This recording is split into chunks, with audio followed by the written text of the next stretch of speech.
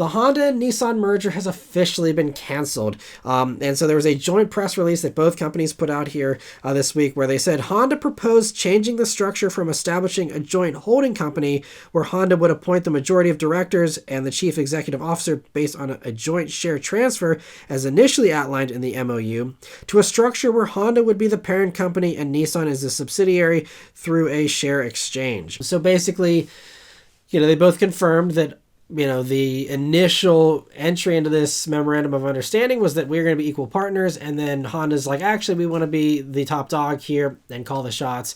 And you just kind of are along for the ride and, get the money to go along with that. And Nissan didn't agree to that. I don't blame Nissan for that. Some have said that, Nissan might be overestimating their value and their appeal to, investors and other companies. We will see, what ends up happening with Nissan. They did also say this past week they're going to be cutting a bunch more jobs and, doing some other things to try and become leaner. But there's other things that they're not addressing. Like they're still in Formula E. And I mean, Formula E is really cool from what I've seen. I've never been to a race. But like the massive amount of money they're spending on Formula E, every other EV company doesn't really need to be in motorsport in order to develop their EV platform. It's not a necessity. Sure, I'm sure there's some perks, but are those perks worth the gigantic investment that it must be for Formula E? There's things like that where I'm just like, I don't know about the direction of Nissan. And I think Honda, some of the reports I was reading was suggesting that Honda wasn't happy with the amount of cost cutting that Nissan had planned, that they felt they needed to do more and all this. And maybe that's why Honda wanted to kind of take over a little bit to be like, we need to put you in a new direction and do things a little more forcefully than what you're doing them already.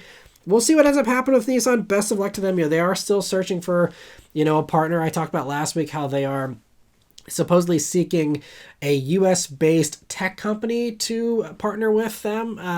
So we'll see if they get their wish or if they're already in talks with some of those companies. I don't know. Also, the Taiwanese tech company Foxconn that makes iPhones and a variety of other electronics, they've been wanting to get into the car space and they have been trying to collaborate with Nissan. Apparently, it was misunderstood. It seemed like Foxconn was trying to do a takeover of Nissan initially or aggressively buy shares when Nissan didn't want to partner with them. But apparently Foxconn just actually wants to collaborate and isn't even interested in any kind of share buying or anything.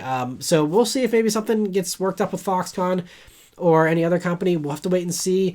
But very interesting to hear all this, and we'll keep on following it. That's the drama that continues to unravel itself here, and we'll see. Again, Nissan, I think they have until about the end of this year before they're out of money, according to a couple insiders supposedly.